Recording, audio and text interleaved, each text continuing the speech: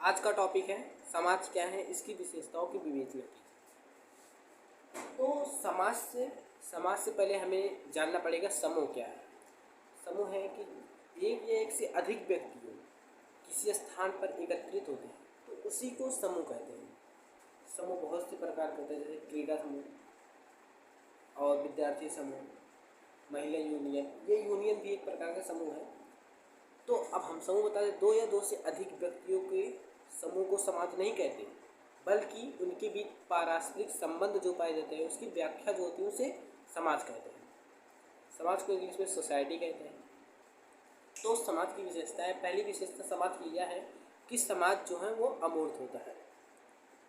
समाज जो है वो अमूर्त होता है, मतलब समाज में जो संबंध पाए जाते हैं वो दिखाई नहीं देते, जैसे माता पुत्र का, पिता पुत्र का, बुआ भतीजा, चाचा भतीजा, ये सब जो है दिखाई नहीं पड़ता।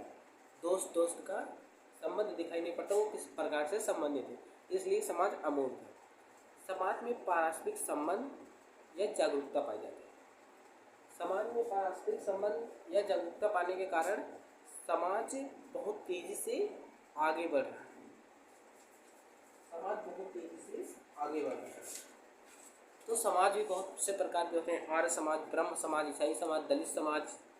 ये सब जैसे कि पारस्परिक जागरूकता, उसमें पारस्परिक जागरूकता पाई जाती है। समाज में मनुष्यों के बीच पारस्परिक संबंध जागरूकता की स्थिति में ही स्थापित किए जाते हैं, क्योंकि व्यक्तियों को प्रायः एक दूसरे के अस्तित्व का ज्ञान होता है, जिसके द्वारा समाज का निर्माण होता है। तो समाज में सहयोग एवं संघर्ष यह समाज की प्रमुख विशेषता है, क्योंकि सहयोग के कारण श्रम विभाजन। श्रम विभाजन क्या है? कार्यों में विभाजन है, यानी कि कार्यों में बंटवारा ही श्रम विभाजन कहलाता है। तो फिर श्रम विभाजन कठिन परिश्रम यानी कि मेहनत, संघर्ष जिसे हम कहते हैं, उसके द्वारा सामाजिक संरचना का निर्माण होता है। समाज में एक विशेषता है परिवर्तनशीलता। परिवर्तन प्रकृति का शाश्वत एवं अटल नियम है।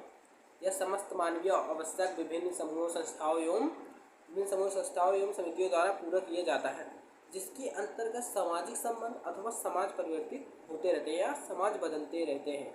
जो संबंध हैं उनके बदलते रहते हैं और समाज भी परिवर्तित होते रहते हैं। तो समाज मनुष्यों तक ही सीमित नहीं रहता, यह समाज की प्रमुख विशेषता भी है। तो इसमें यह बताया गया है कि जो समाज है वो मनुष्य तक नहीं सीमित रहती, बल्कि चींटियों में, बंदरों में भी समाज के गुण पाए जाते हैं। जैसे कि जब चींटी कहीं अकेली नहीं जाती, क्योंकि वो एक अपना झुंड बना के जाती है, जिसे हम समाज भी कह सकते हैं। और उनमें पारस्परिक जागरूकता, परिवर्तनशीलता और उसमें समाज अमूर्त भी है, उसमें संबंध भी नहीं दिखाई पड़ता। तो समाज में सहयोग एवं संघर्ष भी उसमें होता है।